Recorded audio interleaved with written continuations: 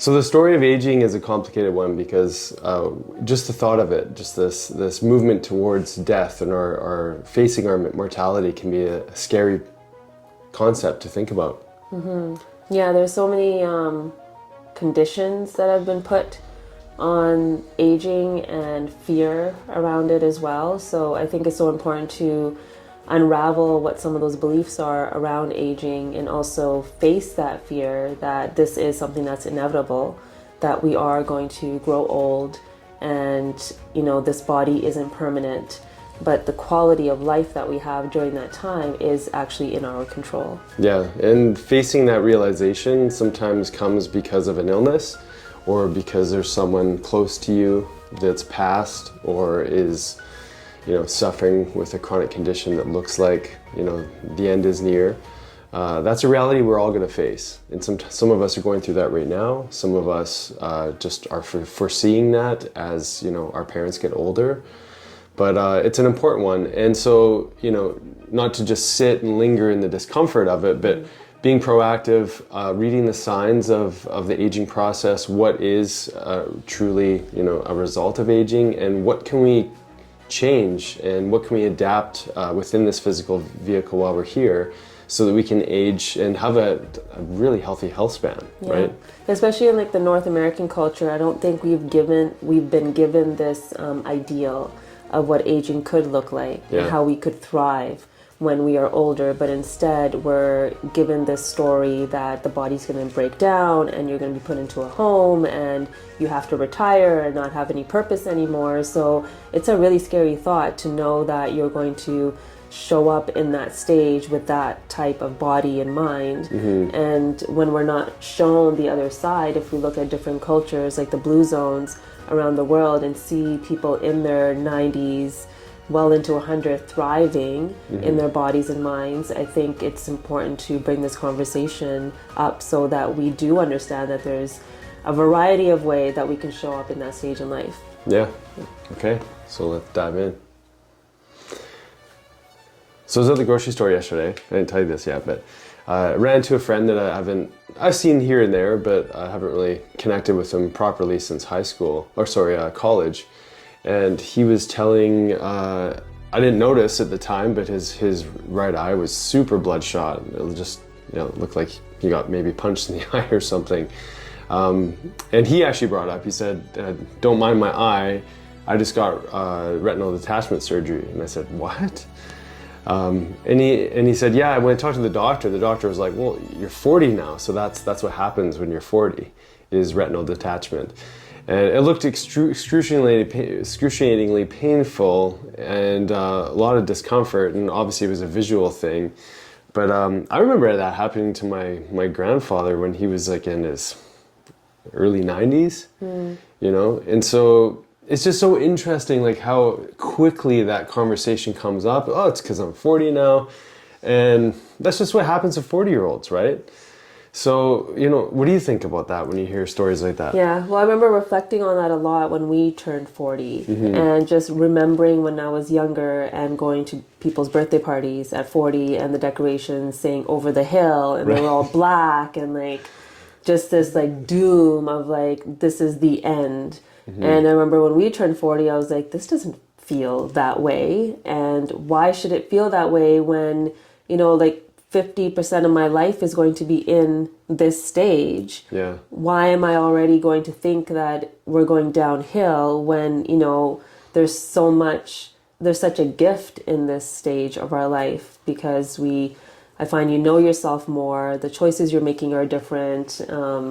There's more freedom in some ways too of like not really, you know, I call 40s your FU 40s. Like you stop kind of caring about what other people think, hopefully, so that you can really truly live from that space of, for yourself. And so when I hear things like that, I remember going to the optometrist and it was the same conversation. So yes, I wear glasses now because I have some stigmatism in my right eye from writing my book and staring at the computer over and over again for hours and hours. And I remember saying that, you know, your eyesight's totally fine, but you'll probably be back here in 2 years for reading glasses. And in my mind, I'm like, why? You know, like I understand things shift and change, but why aren't you telling me, hey, so that you're not here in 2 years, take vitamin A, take your fish or your healthy oils, like do these things so that you can prolong that. Yeah, yeah, absolutely. You know, it's just collectively we buy into it, you know, and it's so pervasive. I know we've kind of talked a little bit about this in past podcasts, but I mean, hearing stories like this that hit home because you're seeing your friends go through it, you're seeing people that you know, we're seeing patients obviously buy into this idea, and there's a reality to time on this planet. Absolutely. Like the longer we're on this planet, the more inflammation, you know, that's going to present itself to us, the more nutrient depleted we're going to become, the more toxicity that's out there, the more wear and tear in our bodies, the more sleepless nights. Like there are a lot of challenges that face, you know, time on this planet. And there's an incredible, you know, amount of tools and new tools that are constantly coming out that can help us to adapt more effectively, right? Yeah, I think it's all in like redefining what aging is, just like we talked about in the other episode, redefining success. Like how do we redefine what this aging process can look like, and what it looks like for us as an individual, rather than even looking at our parents or the generation before them, because our lifestyles are different. What we have available to us now is different. The knowledge we have is so different. So we can take advantage of all those things that they probably couldn't.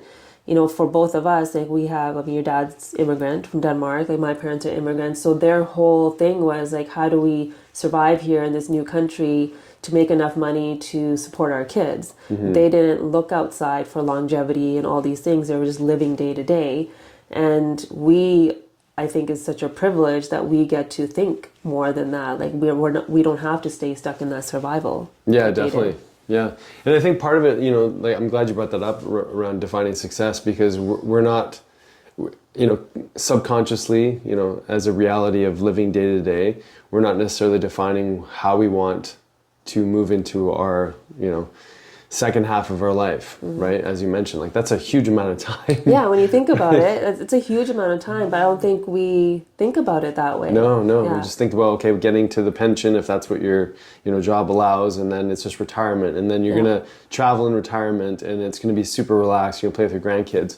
But how many stories do we hear where people are like, that's like sometimes the worst time in their life, because they're in and out of hospital, they're constantly feeling sick, they're broken down, like they haven't nurtured and taken care of their bodies in these years. Like this is in their 30s to 40s, I think is a prime time to set yourself up for success. It doesn't mean you can't do it later.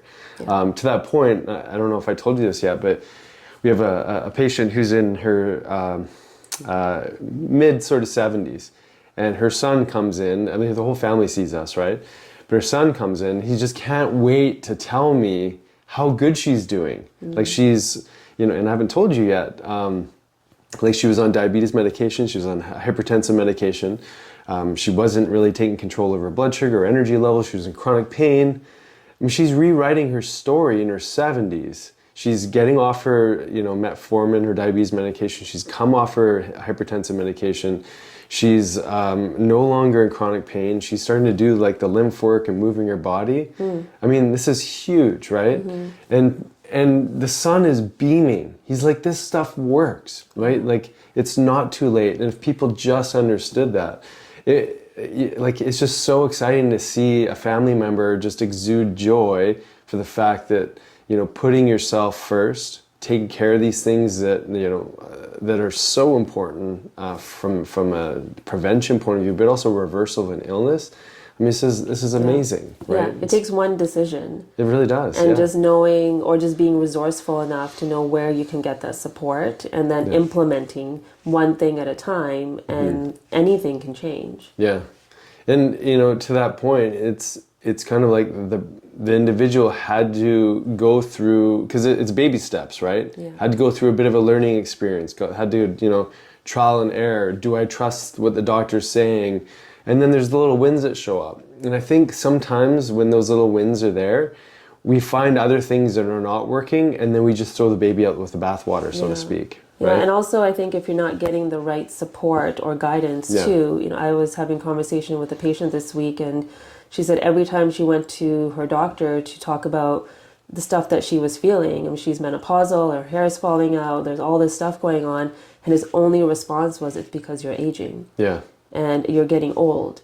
So this is it. Like, there's nothing to do. Yeah. But she knows there's something going on. She knows there's more that she can do, and yet she's not feeling heard. She's not feeling supported. And many people put doctors on pedestals, and that's just been like the conditioning of our culture that, okay, what they say is fact. When, you know, again, the world that we're living in today, we can go to Dr. Google and ask all these questions. And even there, sometimes we get scared of all the things, the symptoms that are showing up and what information we're receiving. But if we just pause and recognize that we do have control, that we do have choices that we can make every day, there's so many changes that can happen. No, absolutely. And, you know, and I think it takes an individual perspective to want to learn.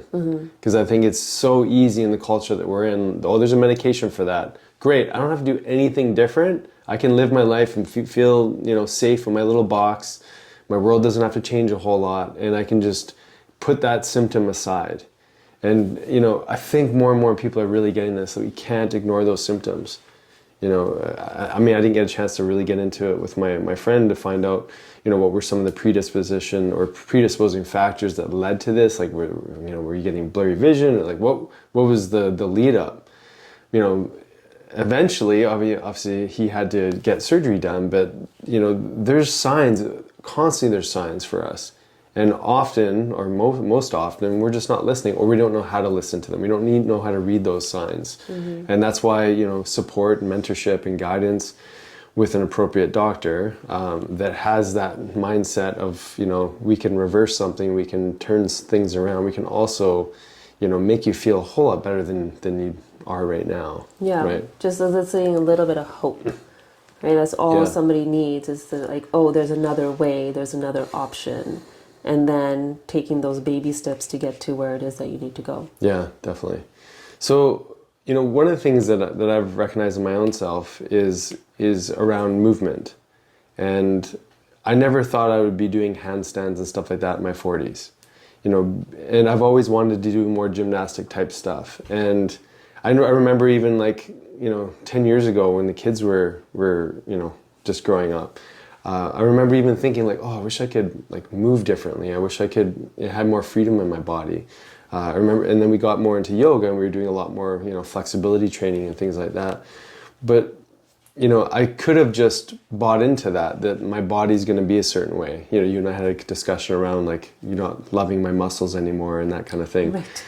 You know, and it's funny how just, you know, little dialogues like that. That false belief that you have exactly. about a story that didn't even happen. Exist, yeah. But isn't that funny? Because we can define our entire future on a small conversation, a small idea about how we're supposed to, you know, live into our 80s, 90s, 100s and beyond. And it just takes that one little idea that becomes the driving force for our life. And we can also rewrite that story, which I think is so important for people. And so Jordan Peterson talks about this. The purpose of life is not to find happiness, not even necessarily to find joy, but it's in the aim and direction towards meaning in life, like that stirring of, like, oh, this is something I really want for myself, and then it gives you an aim and a direction, and the meaning is moving towards that aim. And he says, like, the most noble of aims is basically the what constitutes the greatness of your life. And so if you can think big, and if you can move towards some sort of really powerful direction, and you've got aim and direction, the meaning is what delivers, you know, that energy, the vitality, the purpose, and the joy in life. Yeah, I think that's a challenge that we face as we're aging. I think we get to this point of, like, oh, my prime. Right. It's behind me now. It's behind me now. Yeah. And that's actually the conversation my patient was telling me about, that it was something to do with, like, her job and whatnot. And a gentleman saying, well, you know, she's not in her prime anymore, so she couldn't do that position or whatever it was. Whoa, position. Are we talking about, like, intimacy here? No, I said job. Okay. In her career. Job position. Job position, okay. Yes. The way you were describing it was like a relationship. No, you said this man said you couldn't do it anymore. So, anyways. Oh, okay. Well, one of the partners or whatever. Okay. No, I totally forgot what I was saying. She couldn't do the position anymore. Okay, but what was my point? That maybe like she bought into the idea that she could No, no she longer. didn't buy into it. Oh my Okay. gosh, you just totally threw me off. Go. No, this is a good pod. It just shows. Oh, that, just aging. Okay, yeah, no, I've lost it. Yeah. Yeah, maybe this is part of aging. I don't know. I can't recall now what I was trying to say to you. How does that feel for you? Yeah, frustrating. Yeah, Because I was going down a really cool path. I can imagine it was incredible. It's gone. Right. So I just took you out of your position. Oh my god. I'm gonna get stuck here. Yeah, no, it's gone. It's gone. Yeah. Yeah. So okay, well let's go back because you said it was someone that you were working with in a visit, and she said that she was getting feedback. I know, that was just an example. I was going somewhere else. Okay. Yeah. Oh yes, no, it's back. Okay, so when we're aging, we I think again it's the story of like what's supposed to happen in what decade. Yeah. Right. So in our 20s, we're doing this. You know, we're building our career or we're finding that relationship. In our 30s, we're building up our family, and in our 40s, you know, kids are growing up. Like we have this like picture of what life is supposed to look like. And often what I think happens is that we feel that we can only dream when we're young. And I know I'm speaking from myself. Like I often have to have this conversation with myself of like, okay, what was exciting about being young? Like what was exciting about even when we were traveling and not knowing what was coming next? There's part of like the uncertainty and the unknown. And when that's there, it's like the world's your oyster. Like you can choose anything. Yeah. And as we age, it's like we feel like we've already chosen. We've already chosen a path. Now it's, you know, it's a pattern, it's a regular routine, it's stable, it's all of this, it's giving me security, so I can't dream again into something else because of the stage in life that I'm at.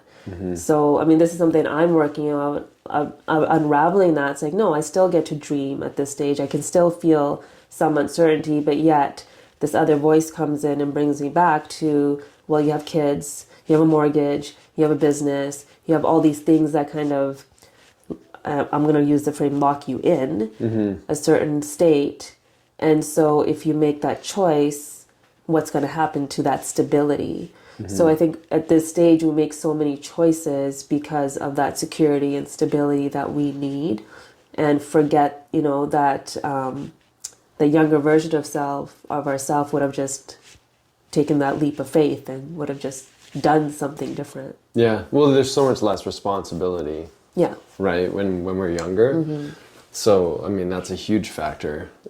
And, like, why does responsibility define our aim in life, our direction? Yeah, because right? if you're moving from your heart and if you're being pulled towards something, then will the universe not just take care of all of it anyways? You'd probably get rewarded even more. And so, yeah, I think these are conversations to have. Like, why do we make the choices that we do? Why do we stay comfortable in what we're doing? And what would discomfort and a little bit of uncertainty in our 40s and 50s, like what could that create? Like what like joy could that bring? Because like you were talking about, like what aims could we move towards then? Yeah. That's great. And then we can be more flexible in our positions. Oh my God. Right. Right. But the many positions of life, right? That's right. Right? Like position as a Positions, parent. stages, yes. roles. Anyways, just had to bring a little flavor into that. Yeah, that's really interesting because I think a lot of people are, again, are stuck there. Even people when they come into the clinic for the first time, they don't really know everything that we do. And so they're only seeing one little sliver of reality when it comes to their health. And so, what's open to them is so much more than that. And I think that, this is one of the places we got stuck even with BHRT, because we were bioidentical hormone replacement therapy, because we were seeing things through the lens of everything being natural. And yet here's a tool that is, technically natural, that allows people to have more vitality and energy and drive and creativity in your brain and more focus into those, second half of your life, right? Yeah. And there's other tools like that can also be implemented, right? Yeah. Well, how do you define aging?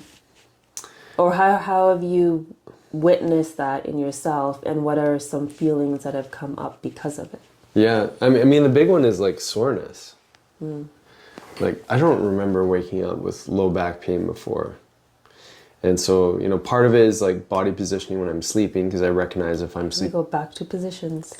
Oh yeah, you're right. See, there's a theme here.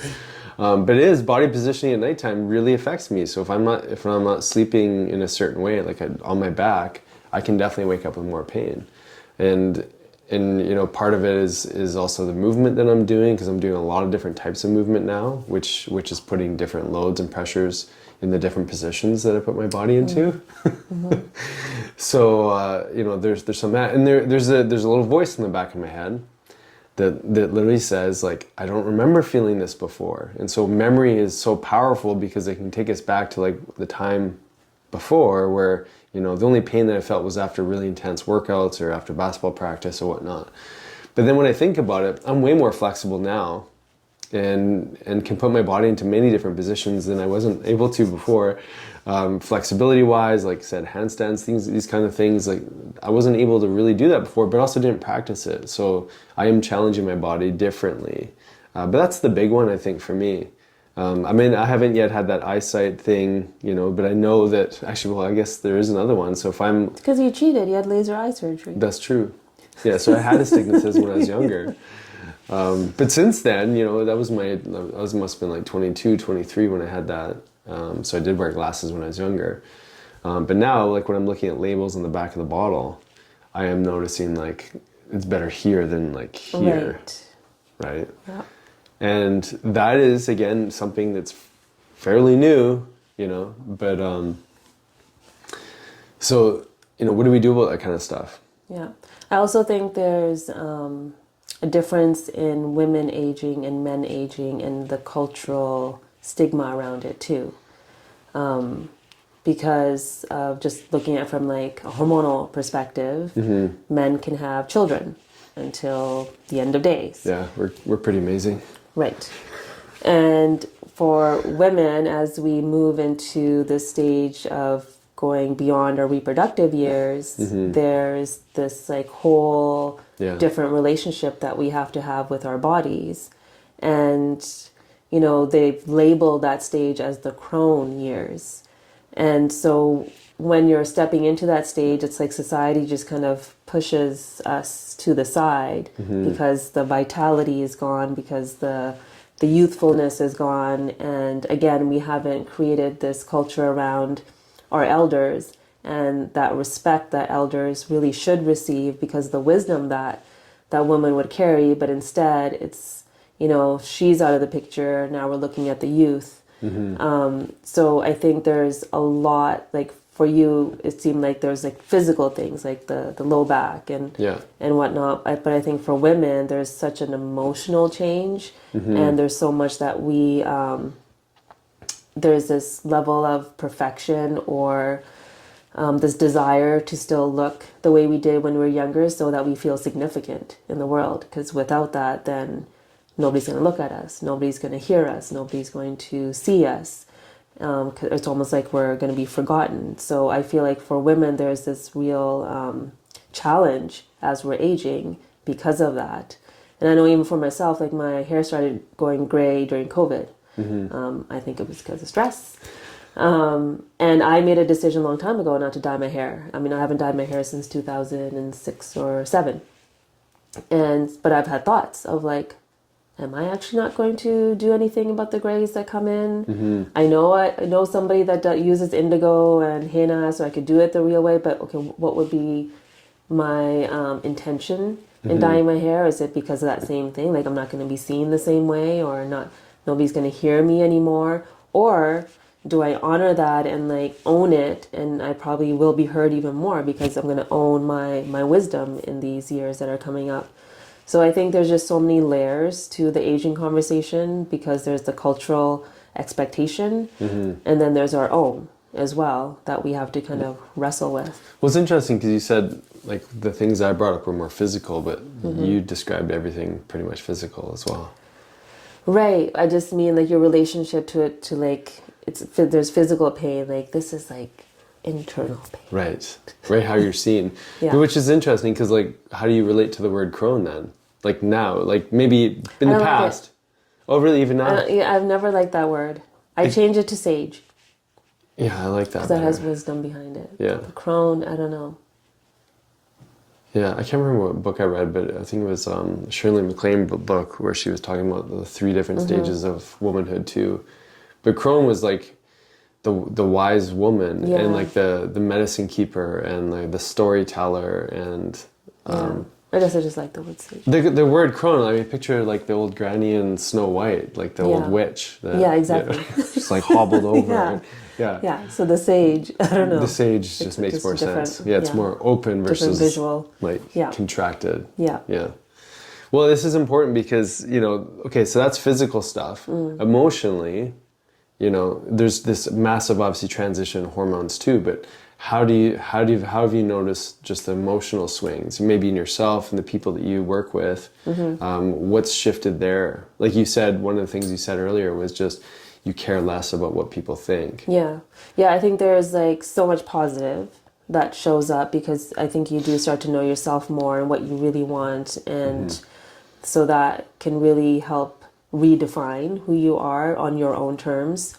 And then there's the other side of just the cultural and societal stuff that shows up emotionally too, and just seeing like your body changing, seeing that there's things that are not in your control anymore. It's like, okay, I'm sneezing. Oh God, I need to run to the bathroom because I don't know if I'm going to leak if I sneeze or cough or, laugh. So these things that feel like out of your control, and yet there's this like new power that shows up at the same time. So I think there's so many polarities going on at the same time, and there's so much volatility in the hormones in this phase of transition too, that our emotions are kind of matching that volatility. Like they're up, they're down, they're sideways, they're kind of all over the place because there's so much redefining that's happening. Yeah, that's significant. And I remember something you said before when we were younger, before we had kids. Like you said, you couldn't wait to have kids so that you could feel like you had more authority over what you're speaking to, you know, when it came to patients. You didn't say exactly like that, but there was something about, you know, really want to step into motherhood so that you could relay that message as someone who's coming from that space. Yeah. And so now you're in this perimenopausal stage where like now you can own that message more because you're experiencing it. Like how much, you know, I mean, it just speaks volumes to how much wisdom comes through experience. Yes. Instead of just sort of talking about ideas. Like it's, you know, so important to be able to have that and own it. Yeah, because you have hindsight, you have reflection, and you can reflect on what worked for you, what didn't work for you, and share that experience with others, whether that seeds something for them or not. But I think it just opens up conversation when you're speaking from experience, which I think is such a gift. Like it's such a gift to grow old, because many people don't. And so I think when we're so afraid of growing old, we have to like pause and reflect on like, what does that actually mean for me? And, you know, the fear usually is around the body changing, the brain changing, like not remembering things. Like I just had that moment here. Well, I also like really threw you totally off. Threw me off. So I think there's so much fear around that because we want to live these moments with our kids, our grandkids, our friends and families. Like we want to enjoy and like have experiences, and like the thought of not being able to do that creates fear. But I think what that can also do is pull us in a different direction of like, okay, what action steps do I need to take in order for me to feel steady in my body and mind so that I can have these experiences? Yeah, and I mean, I think about that too, just even for my own self. Like I definitely care less what the world thinks of me, and I'm more interested in following that intrinsic guidance, whatever that is, right? Like that intuition or that instinct of like really following what you're passionate about. And, you know, I mean, so many men are stuck in this reality. We were just having a conversation with this, like this yesterday with your cousin. Just, unfortunately, men get stuck into a role, women do too, of like social acceptance of alcohol as an example, and like never really growing out of a stage, right? That maybe you found yourself in your years when you're in your 20s or something, and the biggest fear of coming out of that reality is like, who am I? And how can I be so different than what I know? And all my core friend group is there with me.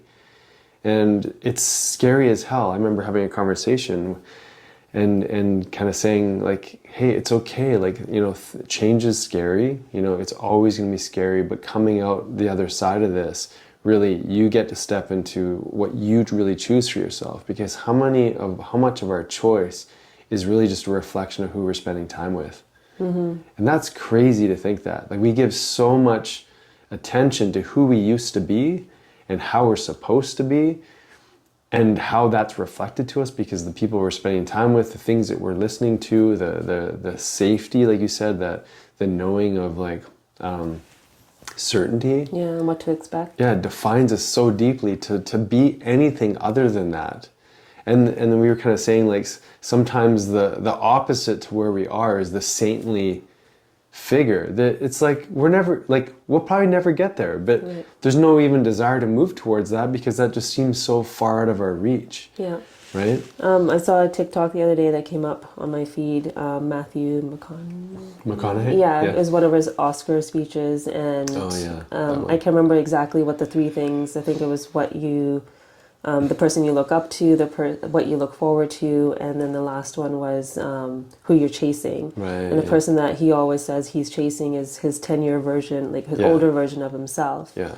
And so I think that's such a great like way to move through life, to like know that there's so much opportunity for transformation and shift and growth and change. And like how cool is it to look back in your 10 years of what you accomplished for yourself and how you can set yourself up for the next 10 years to do the same and actually look forward to that rather than being fearful of those 10 years of that change happening. Because as soon as we decide to shift something, we open so many more doors and so many different paths. It's just that one decision again to do that for yourself. Yeah, and it's crazy how tightly we hang on to that. Yeah. You know, I mean, Tony Robbins talks about the six human needs, right? And uncertainty is just as important as certainty.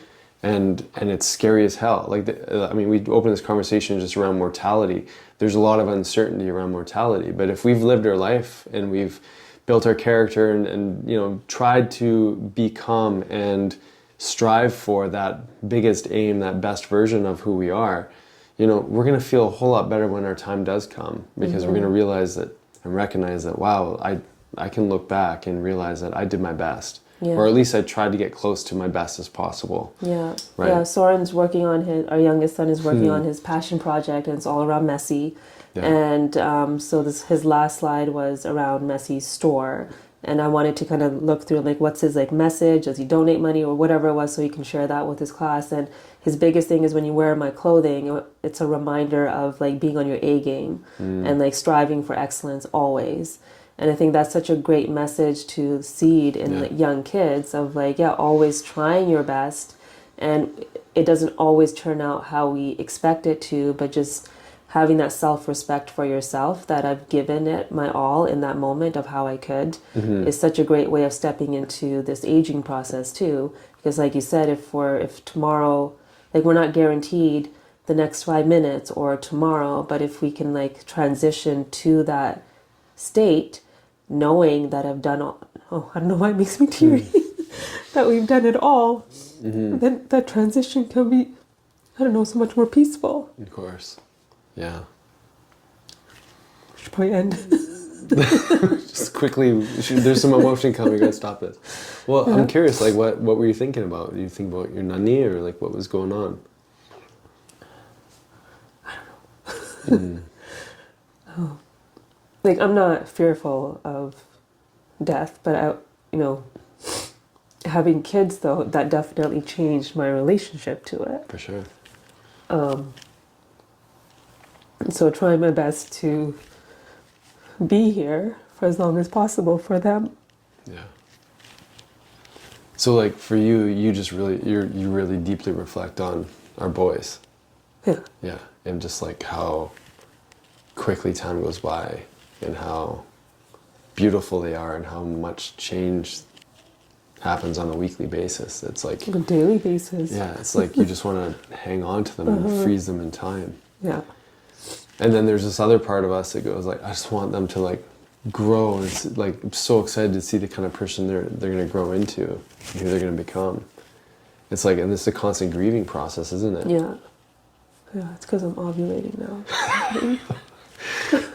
That's a whole other teaching right here, but yeah, so yeah, I mean, different hormonal connection. I mean, how beautiful is that though?